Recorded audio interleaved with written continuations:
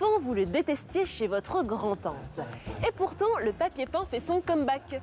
Et pas d'inquiétude, les stylistes comme Vivienne Westwood ou Christian Lacroix lui donnent un vrai coup de jeune. Chic et tendance, il est devenu un élément déco incontournable. On vous dit tout sur ce comeback déco. Vous pensiez que le papier peint était mort et enterré? Détrompez-vous! Ces rouleaux d'imprimés à fleurs qui couvraient les murs de chez nos grands-mères reviennent. Jennifer Aniston comme Britney Spears dans leur villa californienne, en passant par Elle Macpherson à Londres, l'ont bien compris avant tout le monde. Les papiers peints font aujourd'hui leur comeback. Dans nos intérieurs, Tendanceau déroule toute son histoire.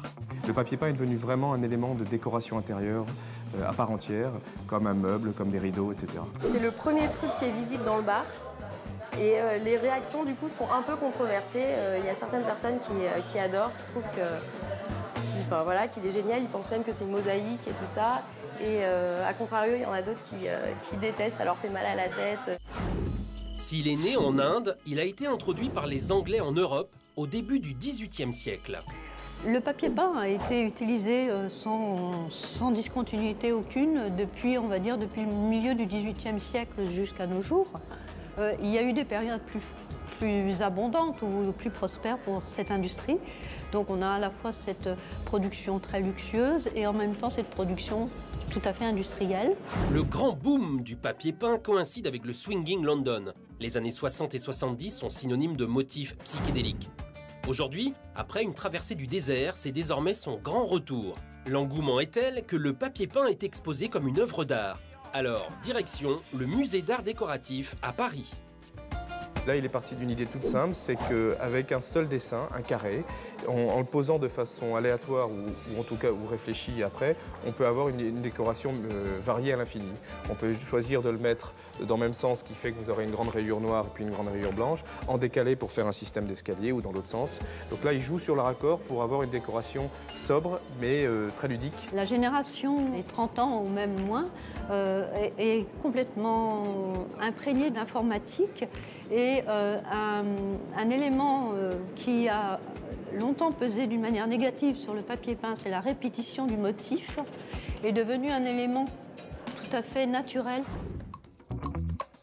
Et oui, la répétition du motif revient donc en force. Exemple avec cette graphiste incontournable. Donc ici, vous avez un papier peint créé par Leslie David qui s'est inspiré d'un motif de palmier qu'elle a repris et développé en grande échelle pour donner une bouffée d'oxygène de façon mur végétal et donner une décoration très innovante. Mais attention, le total look, c'est terminé. Le papier peint, c'est sur un seul pan de mur. L'idée de mettre le papier peint sur un pan de mur ou sur une partie, en tout cas, de ne plus habiller complètement la pièce, est tout à fait dans les tendances. C'est exactement l'idée de l'intégrer comme un élément décoratif, comme un objet de décoration. Big Game, qui est le designer qui a eu cette idée, c'est de reprendre l'histoire des cartes marines. Vous voyez la hauteur du papier. Ça donne vraiment envie de partir. Donc ici, on voit bien les Baléares avec l'effet carte marine des carrés.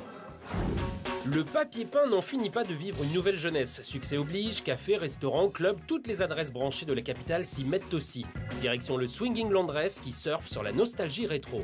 Je vais vous montrer ce qui fait la particularité du Swinging Laundress. On a racheté un bar qui s'appelait le Londres et on a voulu justement rendre un peu hommage à ce nom en mettant une déco qui rappelle l'Angleterre des années 60.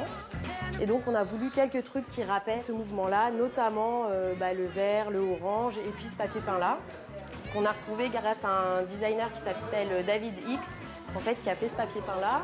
Et c'est un papier peint qu'on peut retrouver dans Shining, dans le film. En fait, c'est la moquette de Shining. Et d'ailleurs, pour l'anecdote, il y a une cliente qui est venue ici en disant que c'était exactement le même papier peint qu'elle avait chez sa grand-mère dans la campagne au fin fond de l'Angleterre. Fausse brique, carrelage, effet lambris ou bois veiné, le papier peint joue désormais les trompe-l'œil. Pas de code à suivre, laissez libre cours à votre imagination.